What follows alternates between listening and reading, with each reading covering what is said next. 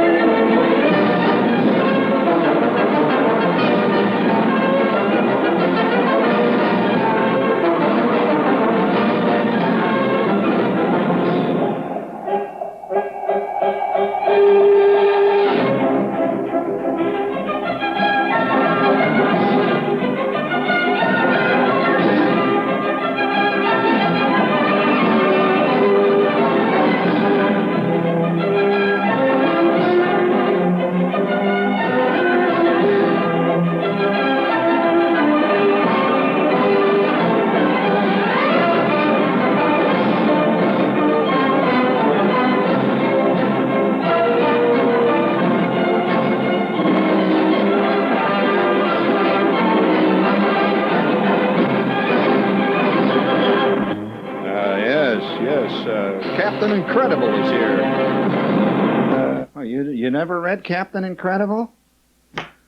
You know, everybody talks about Captain Marvel. And Captain Marvel was really an establishment captain. And for those of you who are really into comic books, all of you, you know, the trouble with most aficionados is that they're not really aficionados. Oh, yes, most of them will go around and talk about Captain Marvel. Why? Because Captain Marvel was popular and made it. Did you know that Captain Marvel followed a really hip captain, who he was a bad, pale copy of, called Captain Incredible? Yeah, you don't know about him. See, pioneers never make it. He's in that great limbo of the undiscovered. Oh, they'll discover Captain Incredible. Okay? How many of you know who Tommy Terrific was? That's right. So if any of you come along here and say, "Ah, Shep, I don't remember any of that good stuff," don't kid yourself. Shep, everybody, there isn't a man alive whose head is not filled with that kind of garbage. Now, some of them don't admit it. There are those who flaunt it. But there just ain't none of those who are exempt. I mean, why, every one of us, our head is filled with thousands of secret images of Andy Gump, Mutt and Jeff, yes, Terry and the Pirates, Don Winslow and the Navy, Etiquette, Don D. All that stuff is piled up in our head like some giant compost heap, incredible compost heap. Would you please give me a little echo chamber, please? No, just a little echo chamber there.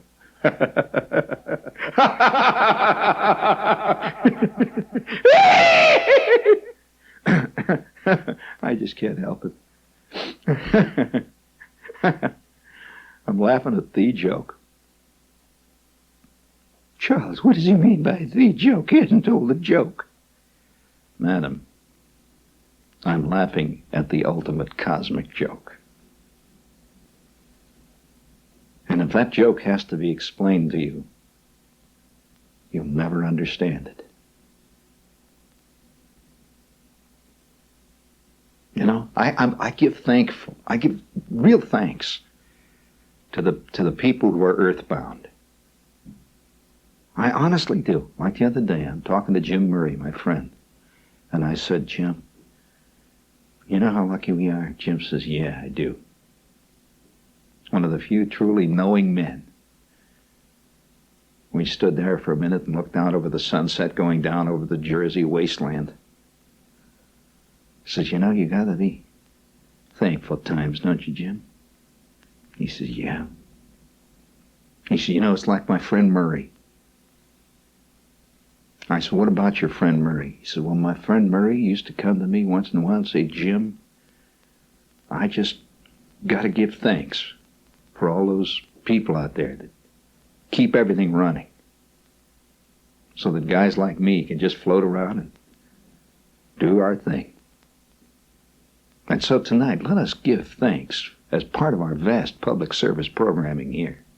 Let us give thanks to all the earthbound people who run the used car lots and keep the streets paved and operate the machines and run restaurants and all those things that none of us in our right mind ever want to get near. Let us give thanks for all those earthbound types. What do you say? I mean, we got to have them. We just got to have them. And I think that we're the crazy ones, obviously. And we think they're the crazy ones, obviously. But let's put it on this premise. Nobody is.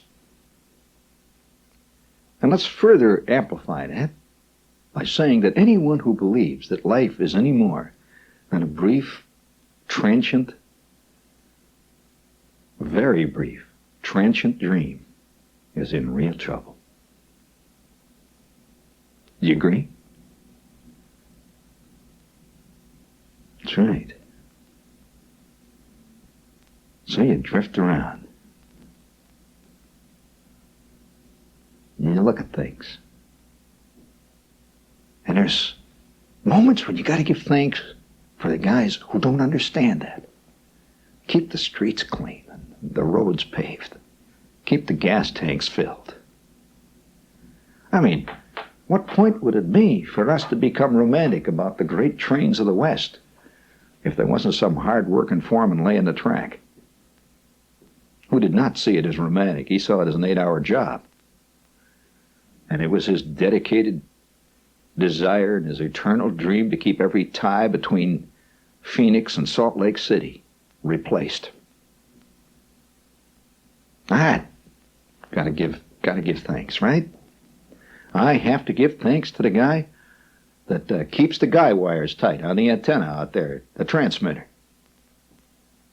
A thankless job, and I'm thanking him right now.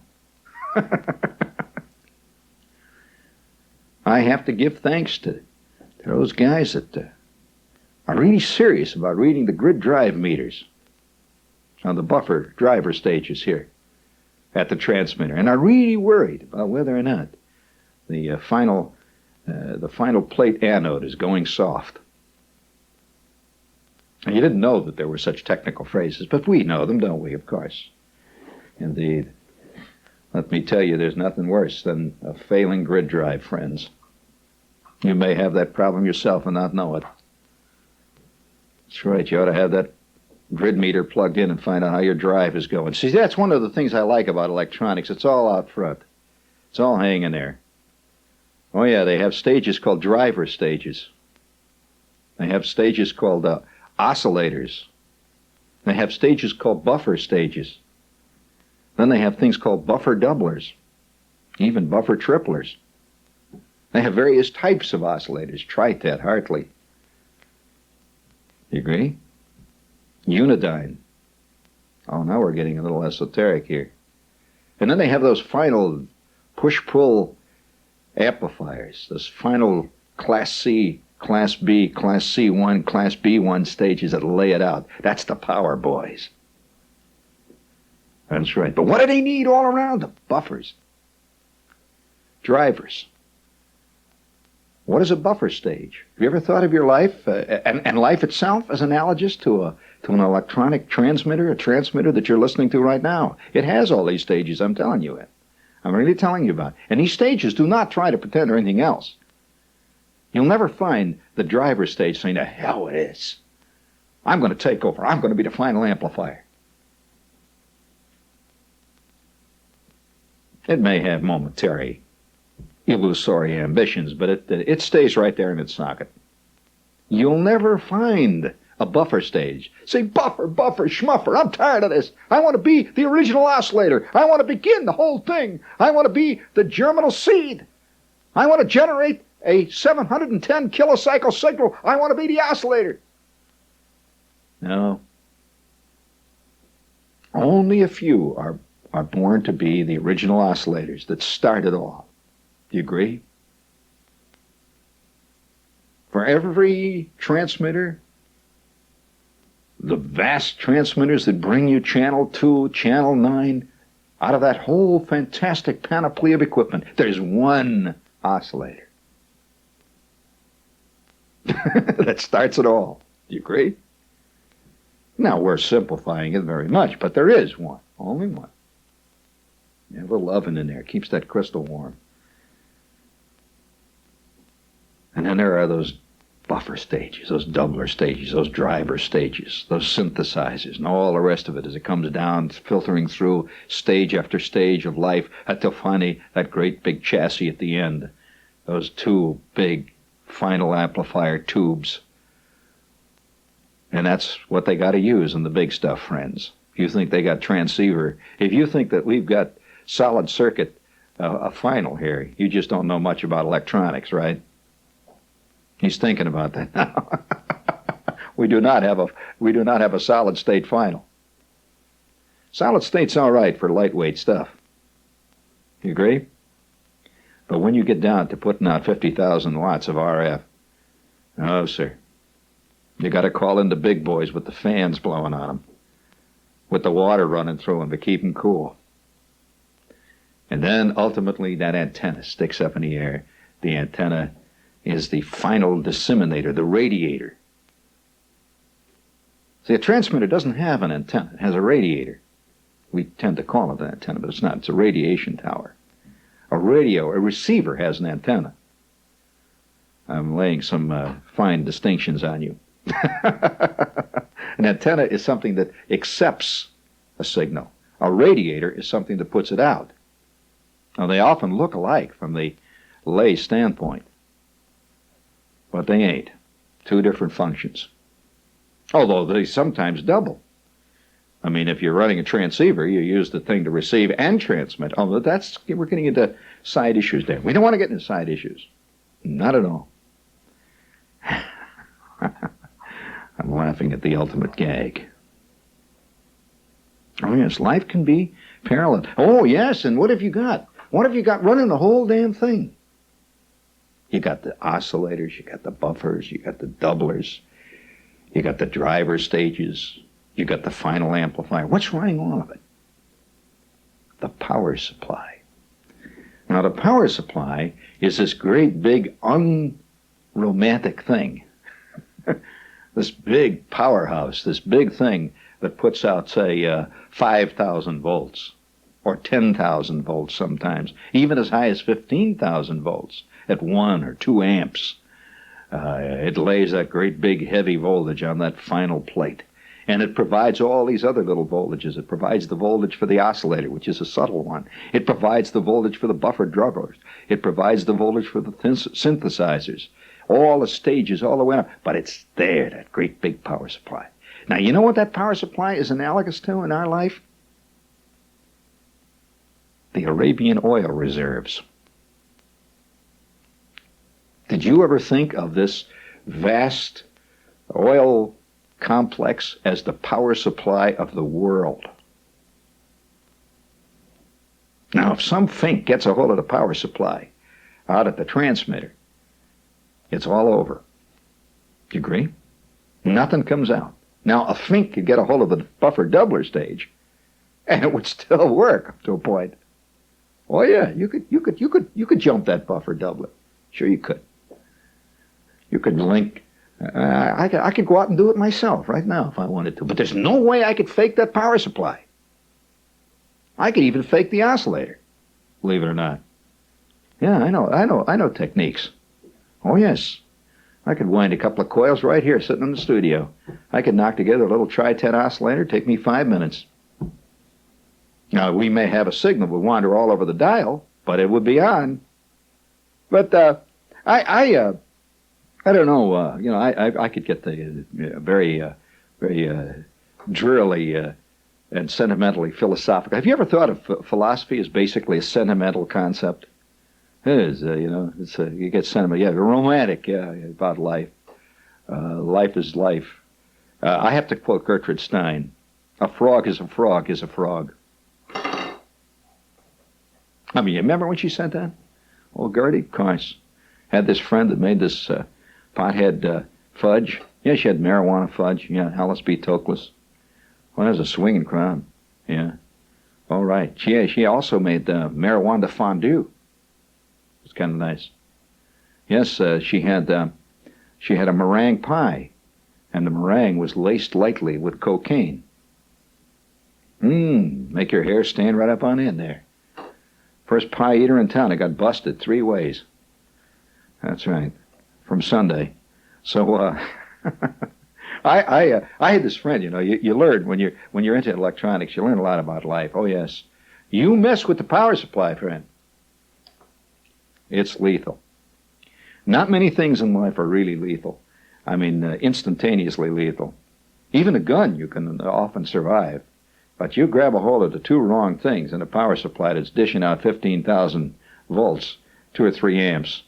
And I can only tell you this. It's a very quick trip to Bellevue. Now, so when you're dealing with these things, I suppose at a tender age, you begin to have a tentative view of existence. Now, yes, I think most people think power comes from little D battery cells. You know, this is what they call power. Well, have you ever tasted? I'll give you a little test tonight for those of you who are interested in actual listener participation, and you like to try a little scientific test. Take a battery, any battery. You got a battery around your house? You know, take a little D cell or a C cell, one little penlight double D battery, something like that, because they're all the same in this respect. And just take this battery, hold it in your hand, look at it. Most people have no idea how this thing lights a little light bulb, why it does it. It's a battery. That's why. That's how it does it. It's a battery.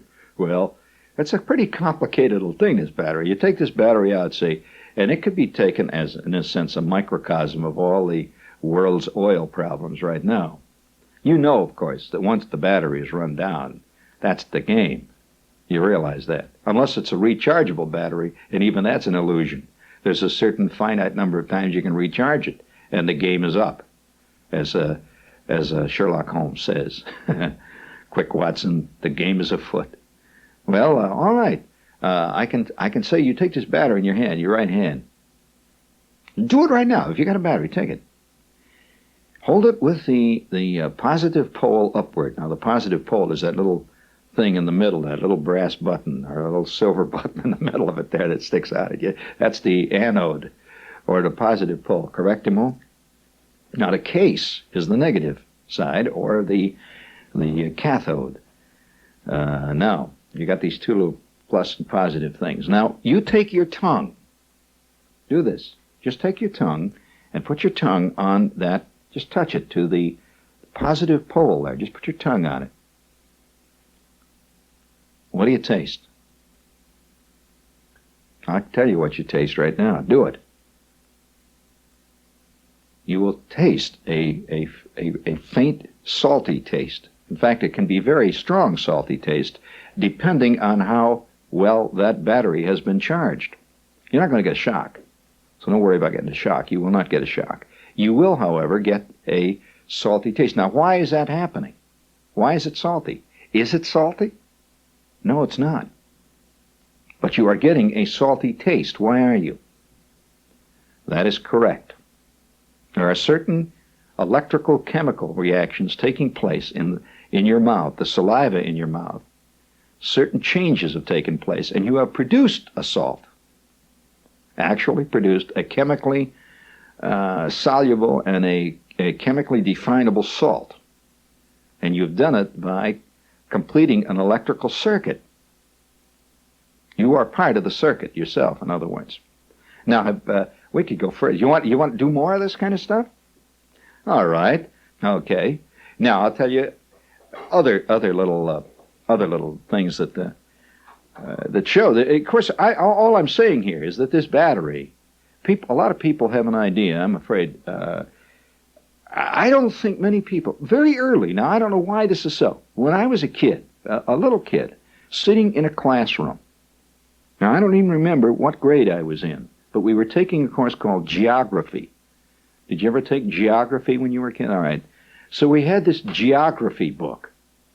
And it was big. All geography books are larger than most other books because the maps are big, you know. So we had this great big geography book and these great maps and stuff in it. And the geography book was divided up into various sections of the world, like Northern Hemisphere, Southern Hemisphere. And then within that, they'd have all these divisions, you see, like Asia and Africa and so forth. And by the way, do you know what I bought recently in an old used bookstore? Fantastic book. I take it out and I look at it. It's just beautiful. I bought an 1871 geography book for the 4th and 5th grades. Fantastic. Do you know that you look at an 1871 book, a geography book, and do you realize, looking at this book, they had one map, for example, that shows principal railroads of the United States. It was a whole map. In those days, the railroads were the way people went. There was no point in having a principal highway map. There were no highways, 1871. There were roads around towns, but no highways. And you see these little lines, and there was vast openness. No way to get the most of the country. Absolutely no way at all. Now, of course, they didn't assume that there would be any, like everybody in life, they didn't assume that there was going to be any future really other than the one they couldn't imagine. They couldn't have imagined radio and television in 1871. No way. Now, among other things, they have maps of various states. Well, in 1871, many of the states which we know are states today were Indian territories. And it would be a description of the territory. And there it is. It's written in contemporary terms, see, and what the territory was like. And there was one line that said they were describing one of the territories. I don't know whether it was the Utah territory or one of those territories out there, the Colorado territory, and they were saying that the casual traveler, it says, must be wary of marauding and roving bands of murderous and often cannibalistic native life. Now, we forget all that the people really worried about that. You know? Now, I was looking at the map, for example, the map of Florida, 1871. Do you know that in 1871, no Miami? Miami was not in existence in 1871, just nothing down there. However, do you know that Cape Canaveral was? Cape Canaveral is called Cape Canaveral on this 1871 map. Cape Canaveral. Lake Okeechobee, of course, was laying there, but it was not mapped. They just had a sort of a vague outline, and there was a note down at the bottom of the map, and it said that the areas that were vague outlined were not mapped. It says no map available of the area, except that it was reputed that there were large lakes, and this great sea of grass was down there. And they described Florida. The description began. It says this state. It was a state apparently at that time. It says this state is almost completely wilderness, largely unexplored, and in many areas extremely dangerous due to wildlife and the nature of the terrain. They discuss quicksand and the Everglades and and you know, reading this thing, that's fantastic. That's not nostalgia. Nothing to do with nostalgia. This has to do, and then you realize that there are people probably who have just died recently who were alive when that book was valid. And inside the textbook, as I bought this old textbook, it was just in a pile of old used stuff. It was not in any expensive, elegant place. It was published in Philadelphia. Inside this book, there were pressed leaves. Somebody had pressed leaves in this book. I presume from about 1870 something. There they were. And the inner leaf of the book has, in very faded ink, it has the name of the student who owned it. Now, this student lived, and this is what was so intriguing to me. The student lived in Easton, Pennsylvania. Now, I don't know how Easton, Pennsylvania must have looked in 1871, but it just said the name of the student, Agatha something, was a girl. It said Agatha something. It says Easton, Pennsylvania, and underneath it, it had the year written, and the year was 1872, and then there was a parentheses. It said March of that year. So that's apparently when she got this book. And so I have this great book out of the past, and it was a textbook. I don't know of anybody who seriously collects old textbooks. And to me, that would be more intriguing in some ways and more revealing about a civilization than to collect, say, old novels.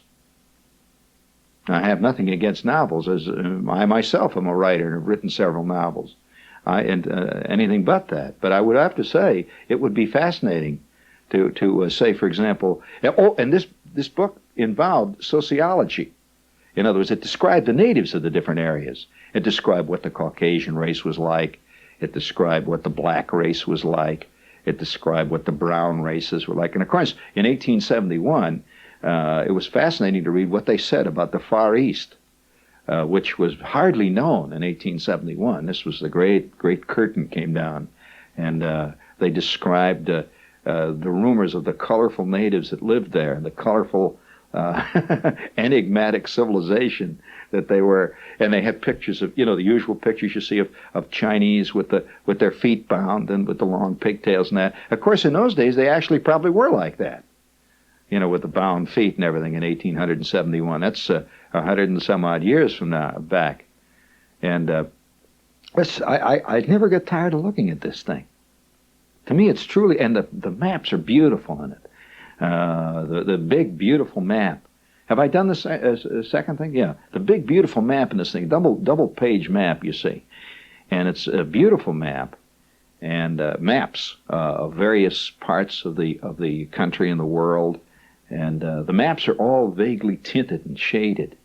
And they were that kind of very delicate engraving that they used at that time. Very elegant, with the curious flowing letters under it, like Africa, big flowing lines. And I had this whole book. How much do you think I paid for it? $1. One of the better dollars I've spent recently. And so it's a beautiful book. And now I have another textbook which I find really fascinating. I have a textbook that I picked up in a barn up in Maine, and it was a textbook for kids of roughly high school age, and they call it a secondary science textbook. I guess that was high school, secondary science, and it was a science book, kind of a compendium of everything that was known in science at that point. Up to that year, it was 1900, this was published, the turn of the century. And they had all kinds of, you could look things up. For example, you could look up electricity. There was absolutely nothing under radio. I mean, there was nothing. There was nothing under any of the things which we take so much for granted for today. The automobile, by the way, was in this book. And it was described, as a machine that moves under its own power. And apparently you had to actually say that to a person of 1900, because obviously a lot of them had never even seen them before. And they described this machine. There was a picture of one of them. And it was an 1893 Duryea. It says a machine, an automotive machine, it was called. Automotive machine manufactured by the Duryea brothers of Ohio. And here was this machine standing there, saying these two guys with derby hats standing next to it. And of course, that was very modern at that time.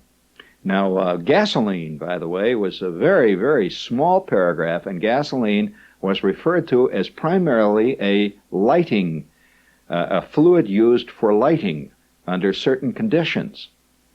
And incidentally, gasoline was not very, it was bought at drugstores in those days. It says purchased a gasoline is sold through most drugstores.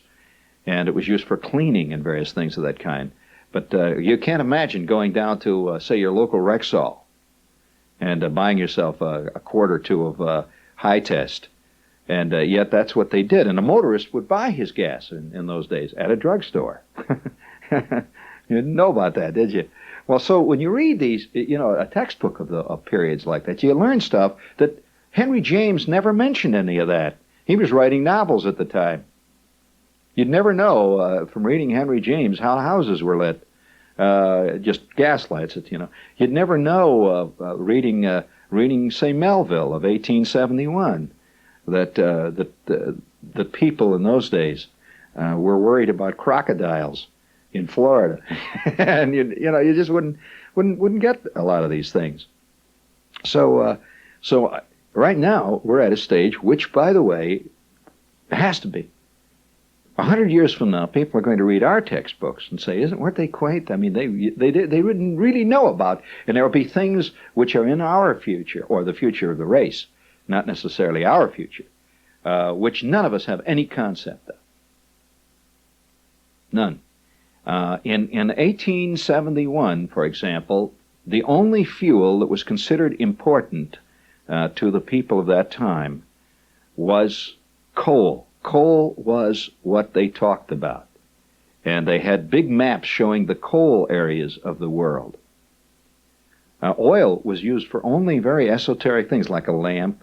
They had a thing called coal oil, kerosene. They even used it a lot for medicines, of course, in those days. Yeah, pine tar. Petroleum medicines were very popular. People would, oil would flow out of the ground, and they would put it into bottles and sell it with the mystic powers that it has of treatment. And it was and in fact, I have a bottle of one of those, and they call it Dr. J.M. Arnold's Magic Petroleum Laxative. And what it was kerosene. You take a little of that, man, you're going to get some action, I'll tell you. But it was effective. But nevertheless, even as a kid, now I can't explain why this is so. I was a kid, and we had the geography books, and our geography book had a picture. I still remember how it looked. It was a big double-page picture, and it says oil of the world. It had black spots where oil was. It showed the oil down in Texas, and it showed some oil over in the Arabian. In those days, they called it Arabia. They had oil, or Persia. So they had oil in those places, and they had oil around. And it hit me. I thought to myself, what's going to happen when we run out of it? And I remember asking the teacher, what happens when we run out of it? The teacher says, oh, well, there's the oil reserves are so immense that we can never possibly run out of oil. And I guess a lot of people still believe that. They all think it's a plot. Somebody's plotting on them. But there is a power supply, friends, and it has a finite life in that gigantic transmitter that we're talking about. And when the overload relays start kicking out, and when your rectifier, your selenium rectifiers, or whatever you're using down there in that enormous power supply begin to have trouble, when they get soft, that's a technical phrase that is used by engineers to denote a tube that is going bad. You can't bring them back. Now, the great thing about those rectifiers is we can put another one in. But we ain't making much oil these days. Yeah, that was a long time ago when something made all that oil. We're sucking it up, man. Like Saturday night in Honolulu, we're sucking up them beers. By recording from New York, you've been listening to Inside Gene Shepherd. Our next Shepherd program can be heard Thursday at 6:30. Right now, it's 4 minutes after 7 o'clock, and our temperature is 53 degrees.